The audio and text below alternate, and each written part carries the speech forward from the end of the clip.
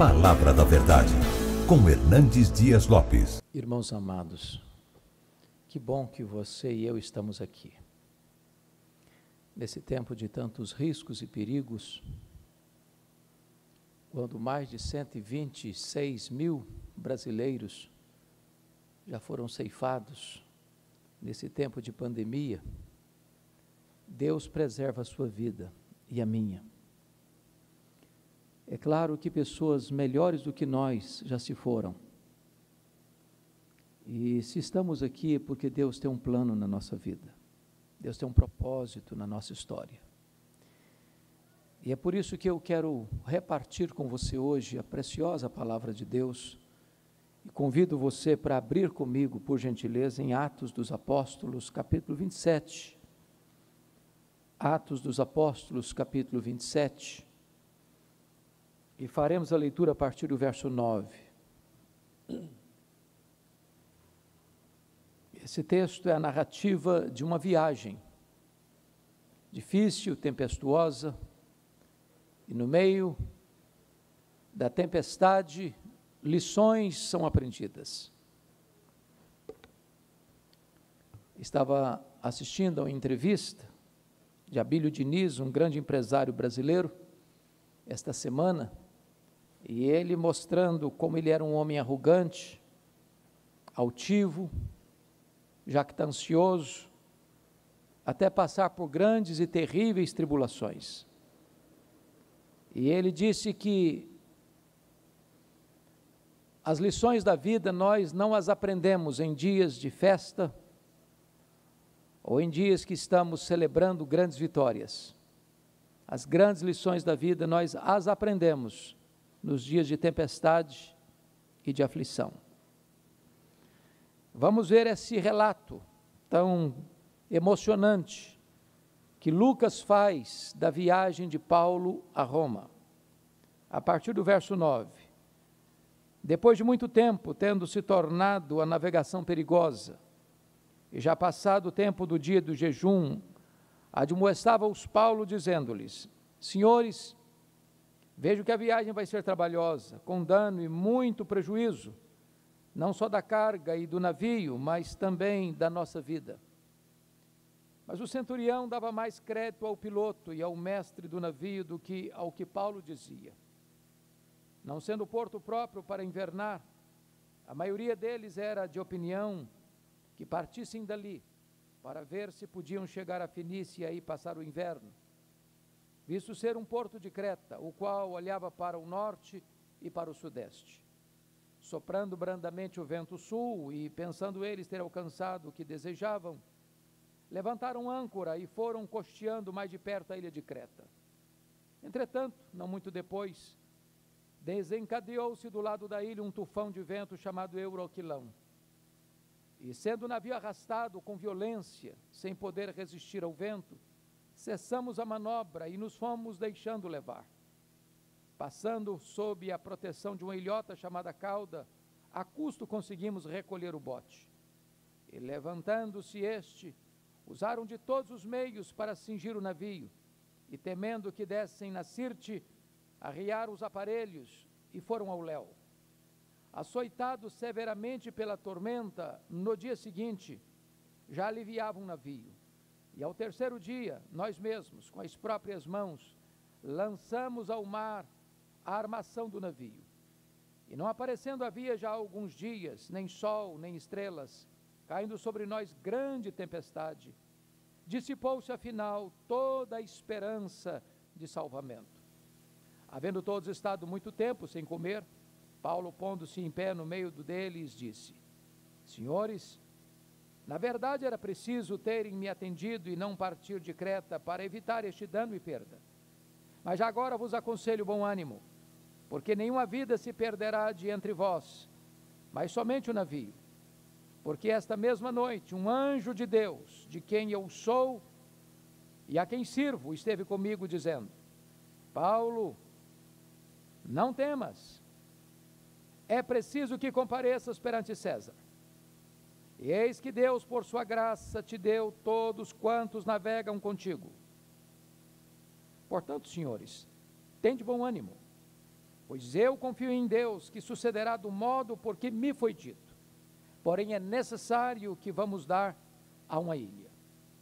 Quando chegou a 14ª noite, sendo nós batidos de um lado para o outro no mar Adriático, por volta da meia-noite, pressentiram os marinheiros que se aproximavam de alguma terra, e lançando o prumo, acharam 20 braças. Passado um pouco mais adiante, tornando a lançar o prumo, acharam 15 braças. E receosos de que fôssemos atirados contra lugares rochosos, lançaram da popa 4 âncoras e oraram para que rompesse o dia. Procurando os marinheiros fugir do navio, e tendo arriado o bote no mar, a pretexto de que estavam para largar âncoras da proa, disse Paulo ao centurião e aos soldados: se estes não permanecerem a bordo, vós não podereis salvar-vos. Então os soldados cortaram os cabos do bote e o deixaram afastar-se. Enquanto amanhecia, Paulo rogava a todos que se alimentassem, dizendo: hoje é o 14º dia em que, esperando, estáis sem comer, nada tendo provado. Eu vos rogo que comais alguma coisa, porque disso depende a vossa segurança. Pois nenhum de vós perderá nem mesmo um fio de cabelo. Tendo dito isto, tomando um pão, deu graças a Deus na presença de todos, e depois de o partir começou a comer. Todos cobraram ânimo e se puseram também a comer. Estávamos no navio 276 pessoas ao todo. Refeitos com a comida, aliviaram o navio, lançando o trigo ao mar. Quando amanheceu, não reconheceram a terra, mas avistaram uma enseada, onde havia praia. Então consultaram entre si se não podiam encalhar ali o navio. Levantando as âncoras, deixaram-no ir ao mar, largando também as amarras do leme, e alçando a vela de proa ao vento, dirigiram-se para a praia. Dando, porém, num lugar onde 2 correntes se encontravam, encalharam ali o navio. A proa encravou-se e ficou imóvel, mas a popa se abria pela violência do mar. O parecer dos soldados era que matassem os presos, para que nenhum deles, nadando, fugisse. Mas o centurião, querendo salvar a Paulo, impediu-os de o fazer, e ordenou que os que soubessem nadar fossem os primeiros a lançar-se ao mar e alcançar a terra. Quanto aos demais, que se salvassem, uns em tábuas, outros em destroços do navio. E foi assim que todos se salvaram em terra. Peço a sua gentileza para prosseguir a leitura comigo até o verso 10 do capítulo 28. Uma vez em terra, verificamos que a ilha se chamava Malta. Os bárbaros trataram-nos com singular humanidade, porque, acendendo uma fogueira, acolheram-nos a todos por causa da chuva que caía e por causa do frio. Tendo Paulo ajuntado e atirado à fogueira um feixe de gravetos, uma víbora, fugindo do calor, prendeu-se-lhe a mão. Quando os bárbaros viram a víbora pendente da mão dele, disseram uns aos outros: certamente este homem é assassino, porque, salvo do mar, a justiça não o deixa viver. Porém ele, sacudindo o réptil no fogo, não sofreu mal nenhum. Mas eles esperavam que ele viesse a inchar ou a cair morto de repente. Mas depois de muito esperar, vendo que nenhum mal lhe sucedia, mudando de parecer, diziam ser ele um deus. Perto daquele lugar havia um sítio, pertencente ao homem principal da ilha, chamado Públio, o qual nos recebeu e hospedou benignamente por 3 dias. Aconteceu achar-se enfermo, de disenteria, ardendo em febre, o pai de Públio. Paulo foi visitá-lo, e orando, impôs-lhe as mãos e o curou. À vista deste acontecimento, os demais enfermos da ilha vieram e foram curados, os quais nos distinguiram com muitas honrarias. E tendo nós de prosseguir viagem, nos puseram a bordo tudo o que era necessário. Amém? Meus amados, eu gostaria de pensar um pouco com vocês sobre o tema como passar vitoriosamente pelas tempestades da vida. É fato notório que nós podemos até escolher o destino da nossa viagem, mas nós não determinamos a maneira como chegamos lá. A Bíblia nos ensina que o coração do homem faz planos, mas a resposta certa vem do Senhor. Quando você lê a carta de Paulo aos Romanos, por duas vezes, no começo e no final da carta, ele demonstra o seu desejo, o seu sonho de ir a Roma, e a partir de Roma, ser encaminhado à Espanha. Entretanto, quando Paulo vai realizar esta viagem, ele enfrenta um terrível naufrágio, grandes perdas. Na verdade, a nossa vida é parecida com a viagem. Por exemplo, John Bunyan, preso na Inglaterra por 14 anos, por pregar em praça pública, escreve um dos livros mais lidos do mundo, O Peregrino. E nesse livro ele descreve a vida e a peregrinação de um homem pelos perigos da vida até chegar ao paraíso. Se olharmos a literatura secular, Homero, no seu livro Odisseia, também descreve a vida como uma viagem. A viagem de Paulo a Roma não foi uma alegoria, mas uma dramática realidade, com muitas lições oportunas para nós aqui nesta noite. E vale destacar que mesmo quando nós estamos fazendo a vontade de Deus, nós podemos enfrentar tempestades na vida. Quando Paulo estava preso em Jerusalém, está escrito lá em Atos 23:11, que Deus apareceu para ele e disse: coragem, Paulo, porque assim como você deu testemunho aqui em Jerusalém, eu quero que você dê testemunho também em Roma. Era desejo de Paulo ir a Roma, e quando ele parte para esta viagem, ele enfrenta um terrível naufrágio. Mesmo que agora você e eu estejamos fazendo a vontade de Deus, é possível que mesmo assim, você e eu estejamos enfrentando amargas e dolorosas tempestades na vida. Então, com a Bíblia aberta comigo no texto lido, vamos extrair daqui algumas lições. Primeiramente, nas tempestades da vida, nós precisamos estar muito atentos aos sinais e às placas de advertência ao longo do curso desta viagem.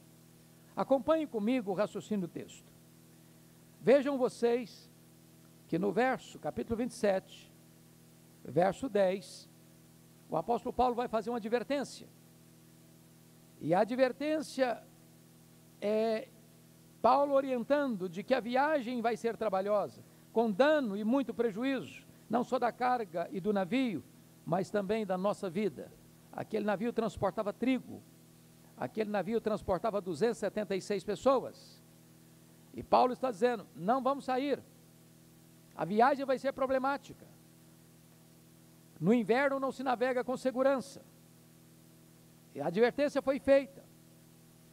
E notem vocês que, por não terem atendido a este conselho de Paulo, a esta advertência de Paulo, eles enfrentaram ventos contrários, eles enfrentaram um tufão, eles enfrentaram ameaças, eles enfrentaram perigos, eles tiveram prejuízos enormes.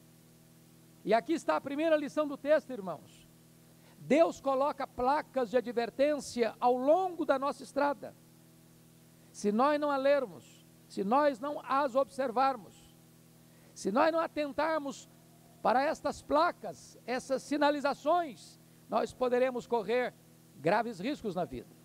Pensem comigo, por exemplo, um filho que chega em casa 3 horas da madrugada, repetidamente. Isso é uma placa, isso é um outdoor, isso é uma luz vermelha, acendendo. Cuidado, perigo. Imagine você, marido que não conversa mais com a esposa que não tem mais diálogo com o marido. Isso é uma placa de sinalização. São advertências que Deus vai colocando ao longo da nossa estrada, da nossa jornada, da nossa navegação. Se nós não atentarmos para isso, desastres podem estar à nossa frente. Segundo lugar, olha o descrédito no versículo 11. Mas o centurião dava mais crédito ao piloto e ao mestre do navio do que ao que Paulo dizia. Diz o texto que Paulo deu o conselho, mas O conselho dele não foi atendido. O centurião, que comandava 100 soldados, não quis ouvir Paulo, não atendeu a Paulo, deu mais atenção ao piloto e ao mestre do navio do que ao conselho de Paulo.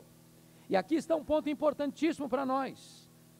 Se nós não dermos atenção aos conselhos que emanam da palavra de Deus, ou daqueles que se levantam em nome de Deus para pregar a palavra de Deus, nós poderemos colher uma safra amarga e dolorosa na vida. Quantas pessoas que choram amargamente hoje, porque lá atrás não escutaram o conselho dos pais, não escutaram as advertências dos pregadores, não atentaram para o que Deus os advertiu em sua palavra.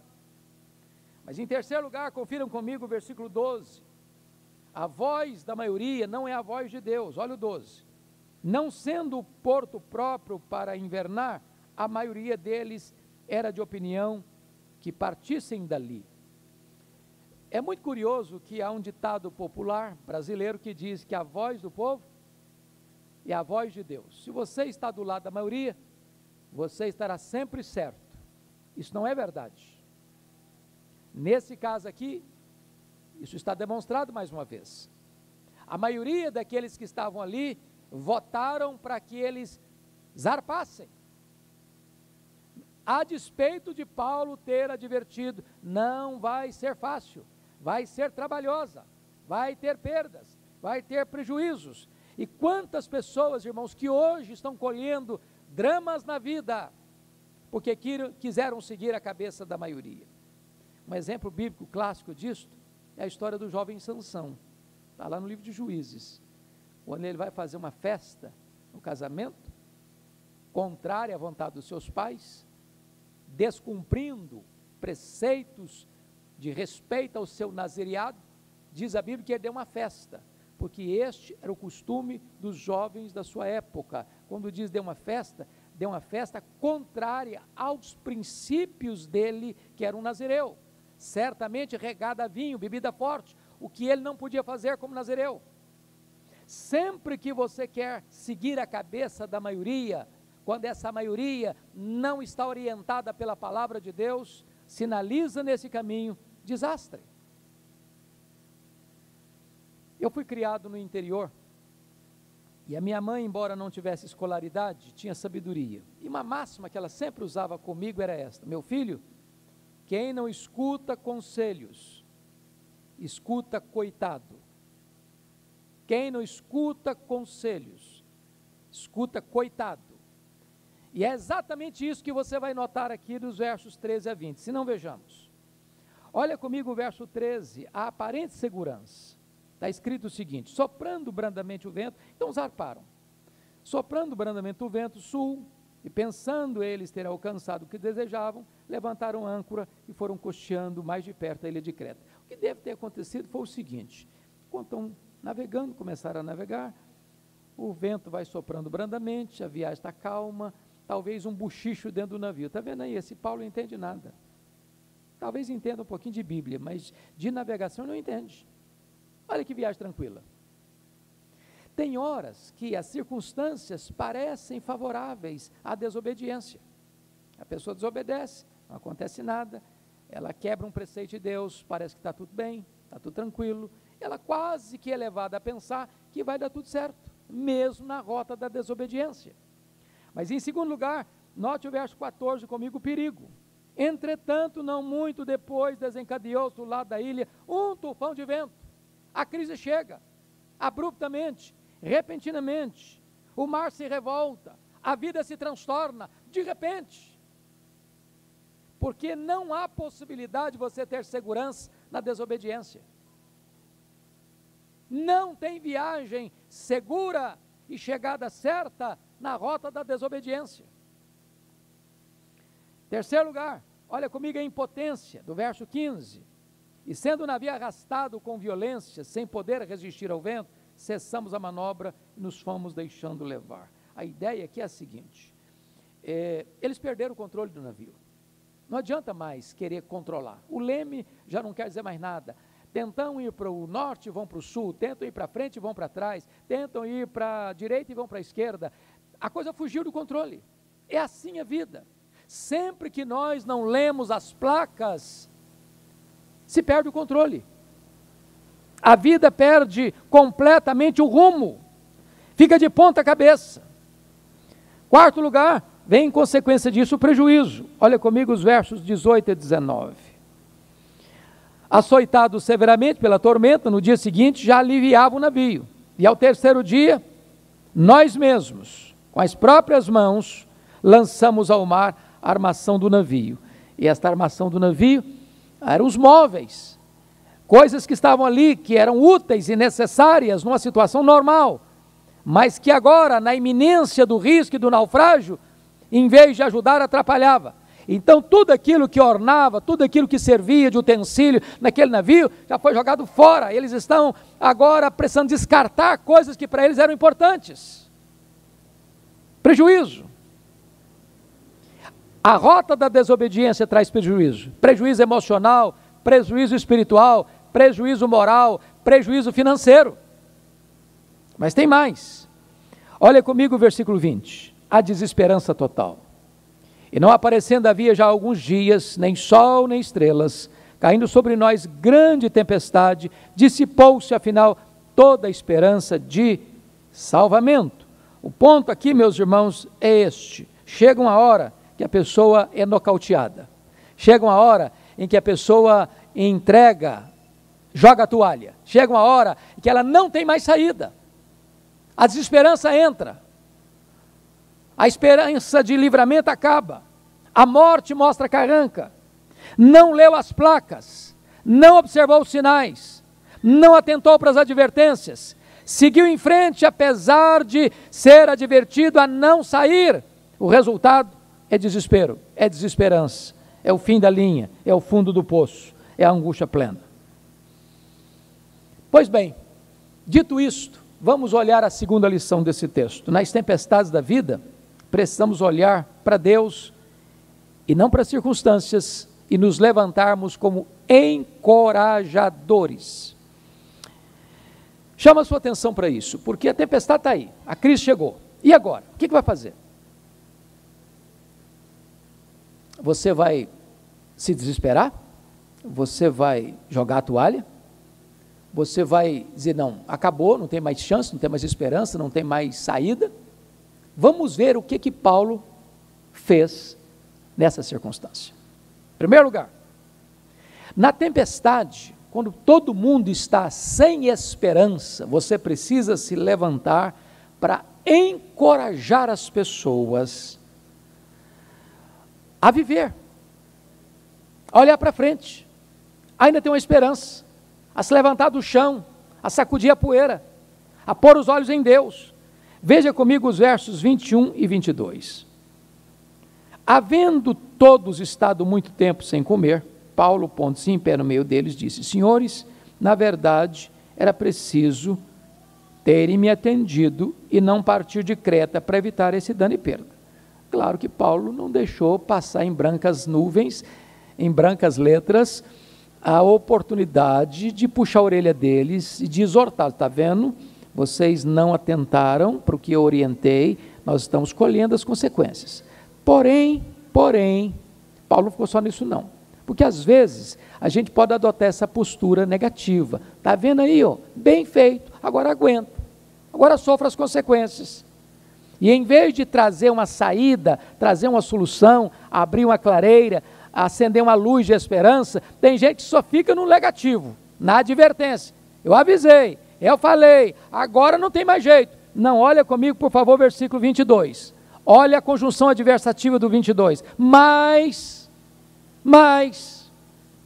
já agora os aconselho, bom ânimo, porque nenhuma vida se perderá de entre vós, mas somente o navio. Oh, amados irmãos, que princípio importante que Paulo está nos dando aqui.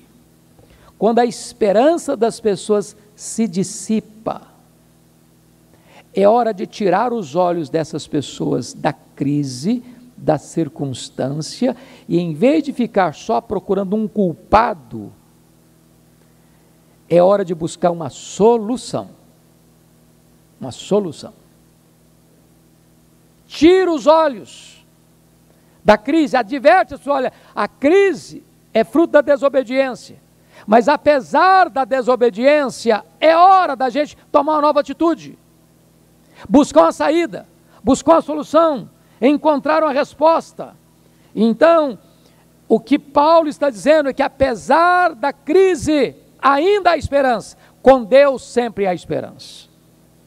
Segunda coisa, na tempestade você precisa abandonar o medo e pôr a sua confiança em Deus. É o verso 22, mas já agora vos aconselho, bom ânimo. O medo, irmãos, drena as nossas energias. O medo é mais do que um sentimento, diz Paulo, que o medo é um espírito atormentador. Deus não nos deu espírito de medo, mas de poder, de amor e de moderação. Há muitas pessoas paralisadas pelo medo. Medo da Covid, medo do desemprego, medo da falência econômica, medo da crise conjugal, medo da família, medo dos problemas da vida, medo do futuro do país. Tem tanta gente hoje sem ânimo para viver, sem esperança para o futuro, rendidas ao medo. Paulo diz, para com isso, tenha bom ânimo, renove o ânimo, mexa com o seu coração, no sentido de alimentá-lo com a esperança da presença de Deus e da providência de Deus. Terceiro lugar, na tempestade, é hora de você abrir os olhos para ver a intervenção de Deus. Se você perceber, no verso 23, Paulo diz assim, porque esta mesma noite um anjo de Deus, de quem eu sou e a quem eu sirvo, esteve comigo. Eu acho isso fenomenal, porque Paulo tem noção de quem ele é. E ele vai dizer que ele é de Deus, de quem eu sou. Ele é propriedade de Deus. E Deus tem muito zelo por aquilo que é dele. E a quem eu sirvo, ele sabe a quem está servindo. É hora de você perguntar se você pode dizer isso. O Deus de quem eu sou e a quem eu sirvo. Esse Deus é o Deus que retrata para nós o seu cuidado. E ele diz, esta mesma noite, um anjo de Deus, de quem eu sou, a quem eu sirvo, esteve comigo, dizendo, Paulo, não tenhas medo. É preciso que compareças diante de César. Em outras palavras, Paulo, a tempestade não mudou a agenda de Deus. A tempestade não mudou o propósito de Deus. O propósito de Deus é que você compareça diante de César e dê testemunho em Roma. Então, Paulo, as circunstâncias carrancudas não mudaram esse plano. Preste atenção, irmãos, o nosso Deus é o Deus que envia livramentos. Até hoje os anjos de Deus são os ministros, que são diáconos de Deus para servir a igreja. Talvez você não os vê, talvez você não os identifica, mas quantas vezes os anjos de Deus estão nos livrando? De um acidente, de uma contaminação, de um perigo, de um naufrágio. É hora de você tirar os olhos das pessoas só da crise, só do perigo, só da tempestade, e colocar os olhos dessas pessoas num livramento da providência de Deus. Tem tempestade? Tem, mas tem anjo de Deus também. Tem fornalha? Tem sim, mas tem o quarto homem também. Tem cova dos leões? Tem, mas tem também o anjo de Deus lá fechando a boca dos leões. Tem luta? Tem sim, mas tem livramento de Deus, tem cuidado de Deus, tem providência de Deus, tem livramento de Deus.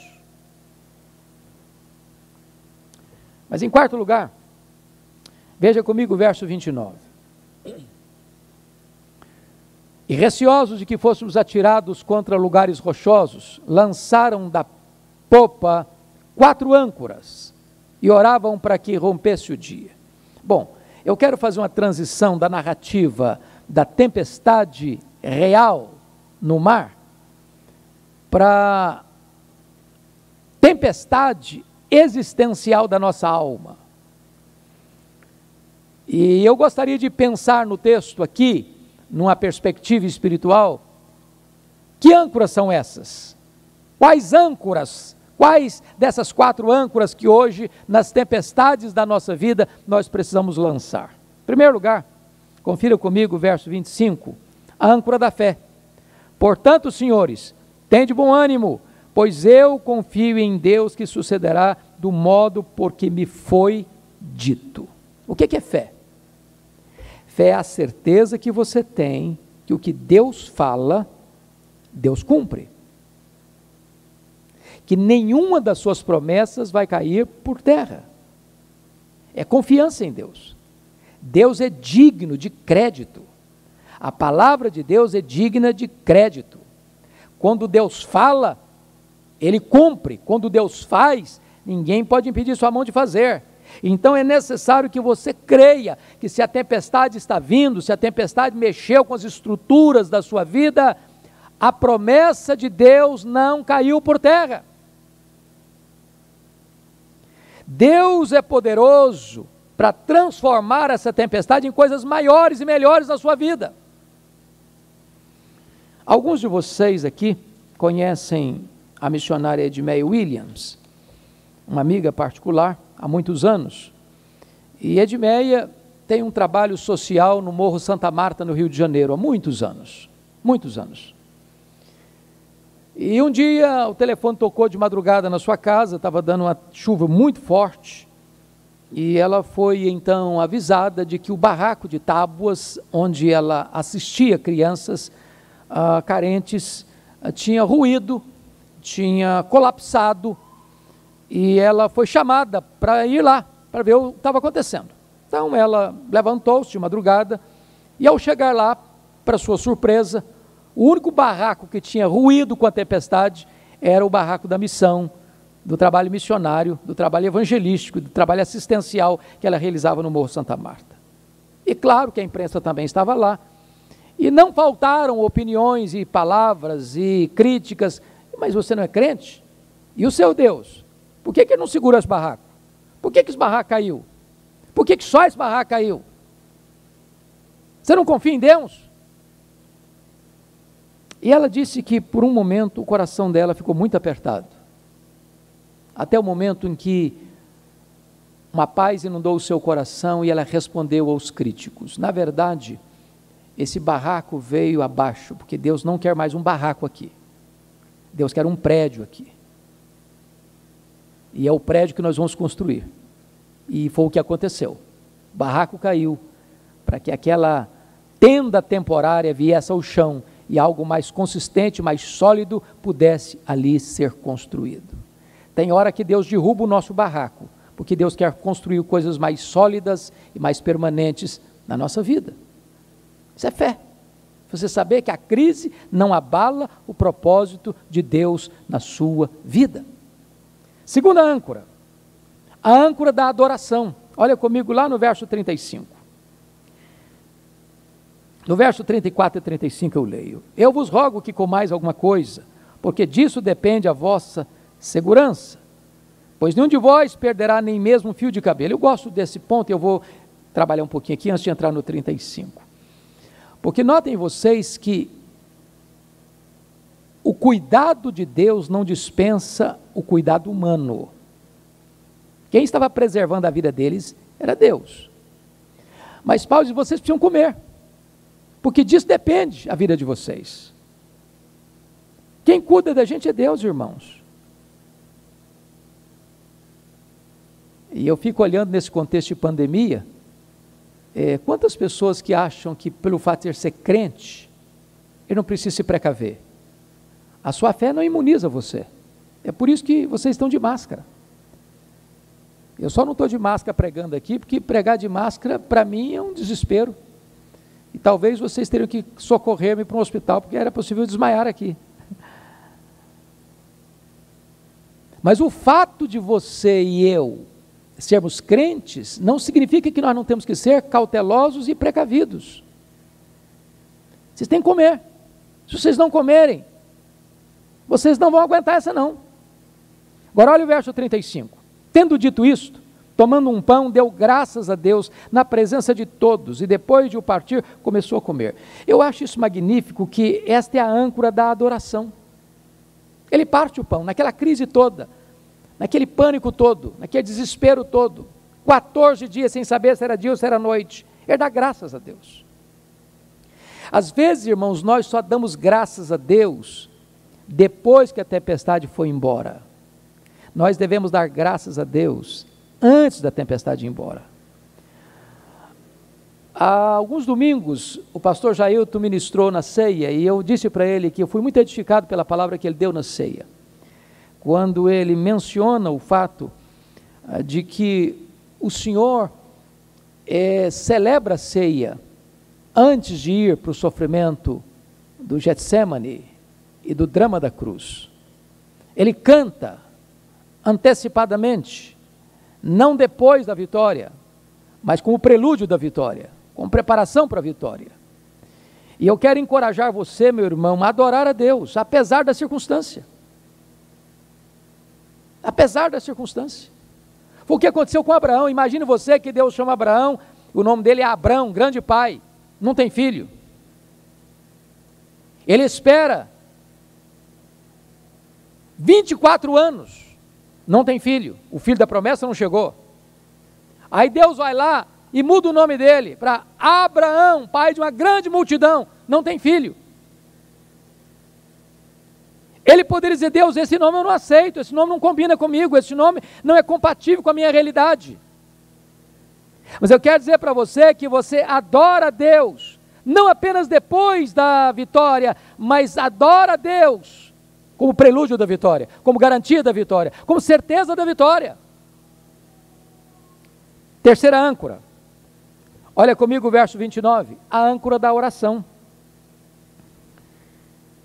E oravam para que rompesse o dia. Eu confesso, pastores, presbíteros, irmãos amados, que ao meu limitado entendimento, penso que é uma das orações mais óbvias que encontro na Bíblia. Eu não sei se você já fez essa oração para Deus, para romper o dia, para amanhecer. Porque a sensação que eu tenho é esta: se você orar para o dia amanhecer, o dia amanhece. Se você não orar para o dia amanhecer, ele amanhece do mesmo jeito. Mas por que ele está fazendo essa oração? Parece tão óbvia. Eu acho que todos nós entendemos o contexto. Tem momentos na vida que a dor está tão grande, que a angústia está tão profunda, que a tempestade está tão borrascosa, que as nuvens estão tão densas, que a dor está pulsando tanto em nosso peito, que você diz: meu Deus, eu não aguento mais. Ou o Senhor lança luz, ou eu pereço. O que eles estão pedindo para o dia amanhecer é pedindo solução para o problema, uma resposta pronta e rápida para o problema. E eles estão orando, porque creem na intervenção de Deus. Qual o resultado, qual a resposta da oração? Confira comigo o verso 39. Eles oraram para o dia amanhecer. Olha o verso 39. Quando amanheceu, não reconheceram a terra, mas avistaram a enseada. Em outras palavras, eles oraram para o dia amanhecer, e quando o dia amanheceu, amanheceu a solução. Saiu a resposta. Eles avistaram terra, eles avistaram a enseada, eles avistaram a solução do problema. Na tempestade, irmãos, é hora de orar. Porque o choro pode durar uma noite inteira, mas a alegria vem pela manhã. Você ora e Deus responde, você ora e Deus abre uma clareira, você ora e Deus aponta uma saída. Quarta âncora, confira comigo, verso 26, a âncora da certeza. Porém é necessário que vamos dar a uma ilha. Quando a Bíblia repete essas expressões, é necessário, é uma coisa fantástica, porque o homem faz planos, mas a resposta certa vem de Deus. Era necessário Jesus passar por Samaria, era necessário eles chegarem a uma ilha. Em outras palavras, irmãos, Deus tinha uma agenda para Paulo na ilha de Malta. Havia uma necessidade lá que precisava ser suprida. Havia gente doente lá que precisava ser curada. Havia povos pagãos ali que não falavam grego, eram bárbaros, que precisavam ouvir o evangelho. A providência para levar Paulo para lá foi carrancuda, mas o projeto de Deus se cumpriu. E Deus dá uma certeza: é necessário que vocês cheguem a uma ilha. Pois bem, queridos, vamos a uma terceira lição do texto. Aproxime-se da fogueira, ou melhor, nas tempestades da vida, precisamos nos distinguir das pessoas. Então vamos ver agora como é que Paulo se diferencia das outras pessoas que estão à volta dele. A primeira coisa é que no verso 1 e 2, quando eles desembarcam na ilha de Malta, aliás, não desembarcam, né? Uns nadaram, outros se salvaram em tábuas, outros nos destroços do navio, mas ninguém morreu, todos chegaram na ilha de Malta. E aí está escrito que ao chegarem lá, os bárbaros trataram todos eles com singular humanidade, porque acenderam uma fogueira e acolheram a todos por causa da chuva que caía e por causa do frio. Bom, imagine você o medo, depois você pular numa água gelada, porque era inverno. Segundo, além da água gelada, estava chovendo. Então, se está fazendo frio e está chovendo, a chuva também é gelada. Agora eles todos encharcados. Os malteses, os bárbaros, os trataram com humanidade. Como assim? Preparando uma fogueira para aquecê-los. E aí a primeira coisa que é muito importante é que é necessário que você se aproxime daquilo que vai aquecer você. Nas tempestades da vida, irmãos, nas lutas da vida, você precisa se aproximar de tudo aquilo que lhe dá o conforto de Deus, a segurança, a proteção. E isso está mostrando para nós a necessidade de você se aproximar. E Paulo se aproxima dessa fogueira. Mas notem vocês no verso 3, que das 276 pessoas que estavam no navio, a única pessoa que vai catar gravetos para jogar naquela fogueira, para continuar a alimentar aquele fogo aquecedor, foi Paulo. O que significa isso? O que significa isso? Amados irmãos, às vezes nós queremos desfrutar benesses para nos aquecer, mas não queremos contribuir para que este calor se mantenha. É preciso também ajuntar os nossos gravetos. É preciso você manter o combustível que mantém este fogo aceso para aquecer você. Talvez você e eu viemos aqui hoje à noite para catar os nossos gravetos, para manter essa chama acesa, para nos aquecer espiritualmente. Talvez você e eu precisemos catar alguns gravetos para aquecer o nosso relacionamento conjugal. Talvez você e eu precisemos catar os nossos gravetos para melhorar o nosso desempenho lá no nosso trabalho, lá nas nossas lides diárias. Deixa eu lhes contar uma ilustração simples, singela, para ilustrar o que eu estou querendo dizer. Li isso e achei fantástico. Um engenheiro desempregado lê no jornal que uma das maiores empresas da cidade estava abrindo vagas para engenharia na área dele, da sua formação. E então, ele prontamente pega o seu currículo, põe numa pasta, pega o seu carro, dirige-se à empresa. Quando ele procura a direção da empresa, disseram para ele assim: não temos mais vagas, a última foi preenchida. Nós só temos vagas agora para motorista. Ele, frustrado, botou o seu currículo dentro da pasta, voltou para o carro, e quando ele estava entrando no carro, ele pensou: bom, mas eu estou desempregado e sou motorista. Voltou lá e disse: olha, eu sou engenheiro, mas eu também sou motorista, e eu estou precisando de emprego, estou precisando trabalhar. Então, eu gostaria de pleitear a vaga para motorista.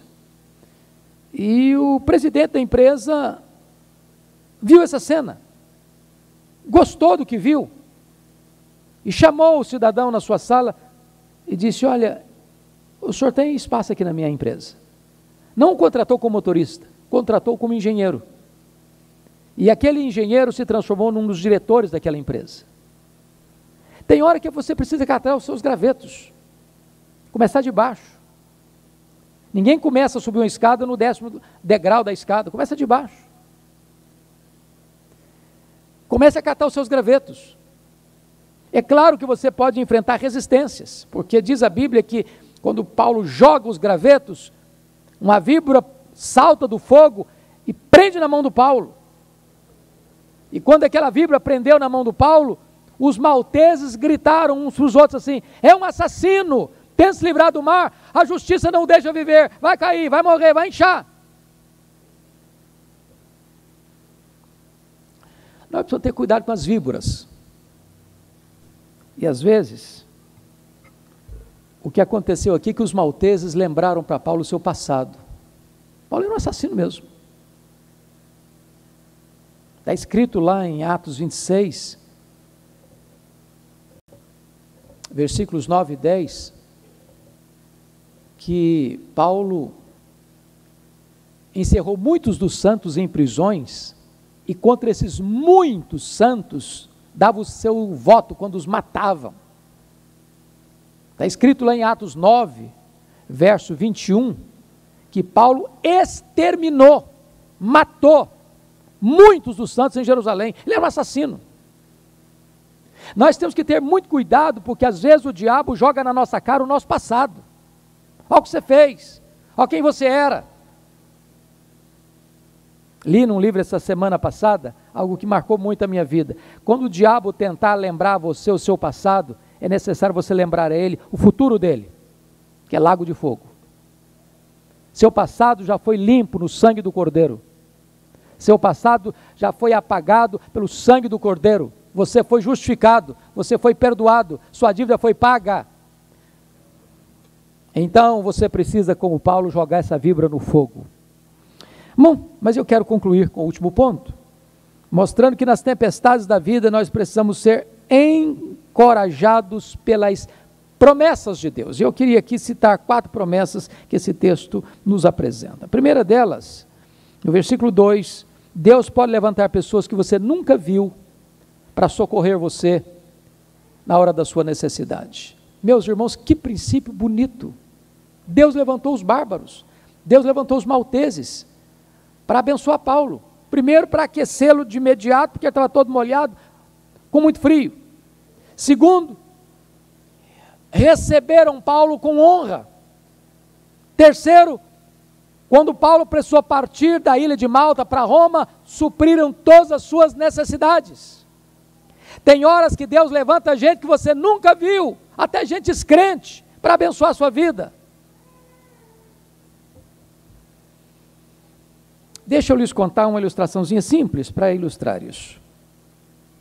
Eu estava retornando dos Estados Unidos aqui para Vitória, e eu defendi a minha tese no dia 11 de setembro de 2001, no exato momento que as torres gêmeas estavam sendo atingidas pelo atentado terrorista, e com a minha mudança toda já embalada para retornar no dia 12, e fiquei lá retido mais 4 dias, mas o meu colega de porta era um missionário, estudante, colombiano, disse: pastor, o senhor podia me vender o seu carro?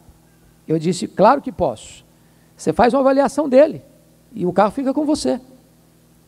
Aí ele mesmo fez a avaliação e disse: pastor, seu carro vale $2.900, mas eu só tenho 2.000. Falei: o carro é seu, é o que você tem, está resolvido o assunto, pode ficar com ele. E aí ele me disse assim: então você fica com o carro até você ir embora. Eu falei: melhor para mim. Na véspera de vir embora, a minha esposa precisou ir na escola para fazer uma coisa lá que eu não me lembro o que é exatamente. Daqui a pouquinho ela me liga e diz: olha, bateram no nosso carro. Eu falei: no nosso não, porque já está vendido. E eu fiquei pensando: mas que carro que bateu? Foi uma caminhonete truque, e foi rebocada. Eu falei: então o carro deve estar um bagaço. Quando eu chego lá, para minha surpresa, nem arranhão tinha no para-choque do carro, era um Toyotazinha velho. Eu tomei muita surpresa com aquilo, peguei o carro, trouxe para a garagem. Meia hora depois chega a polícia. Esse é o carro que bateu? Eu falei, é esse senhor. Mas não tem nada não, só fique tranquilo. Não, mas não é isso não. E ele não me deu muita bola não, ele ficou no computadorzinho dele dentro do carro, para lá, para cá, para lá, para cá, para lá, para cá. Quando terminou essa conversa dele ali, um computadorzinho, fez um cheque de $900, disse, isso aqui é do senhor, o seguro manda pagar o senhor. Deus levanta alguém que você não sabe de onde é, para que é, para ajudar você. Deus levantou os bárbaros para ajudar Paulo. Segunda coisa importante aqui. Deus é poderoso para proteger você de todo o mal. Olha o versículo 6 do 28. Mas eles esperavam que ele viesse a inchar ou a cair morto de repente. Mas depois de muito esperar, vendo que nenhum mal lhe sucedia, mudando de parecer, diziam ser ele um Deus. Certamente aquela víbora devia ser conhecida lá, e só ninguém é picado por essa víbora aqui e fica vivo. E eles disseram, vai inchar, vai cair, vai morrer. Paulo nem inchou, nem caiu, nem morreu. E eu não estou dizendo com isso que todo crente que é picado por uma cobra não vai inchar, não vai cair, não vai morrer. Eu não estou dizendo com isso que todo crente que fica doente vai sair do hospital curado. O que eu estou dizendo é que quando Deus tem um plano na sua vida, ainda que as víboras nos ataquem, ainda que a tempestade nos cerque, o plano de Deus vai ser cumprido. E Deus é poderoso para livrar você. Deus é poderoso para libertar você. Terceira promessa. As pessoas que rotularam você vão precisar compreender algo diferente na sua vida e reconhecer isso. No verso 16 está escrito, é um assassino, tem se livrado do mar, a justiça não deixa viver, vai cair, vai inchar, vai morrer.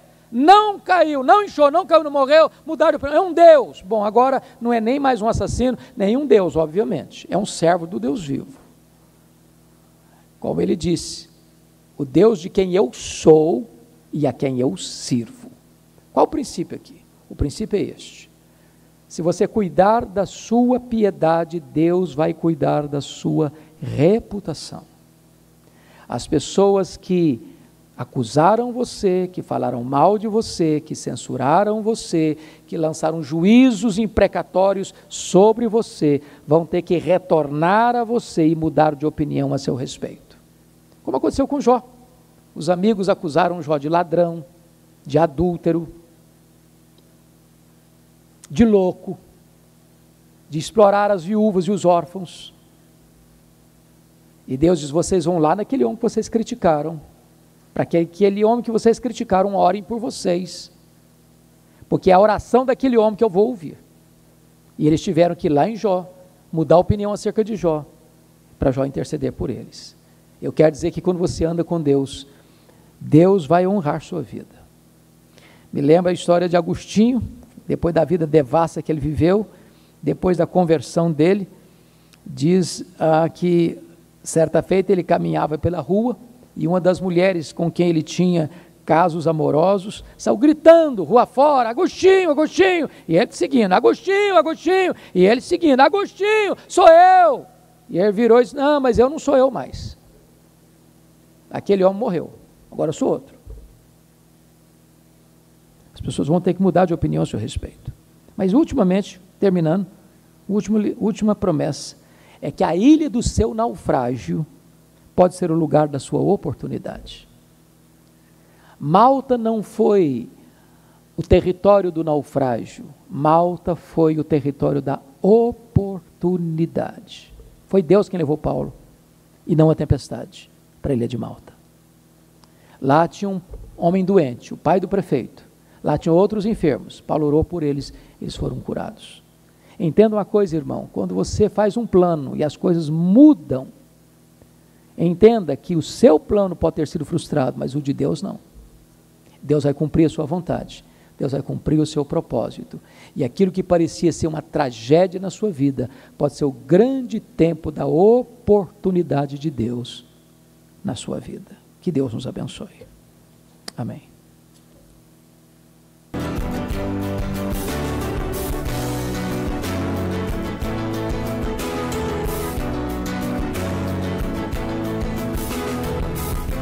Palavra da Verdade, com Hernandes Dias Lopes.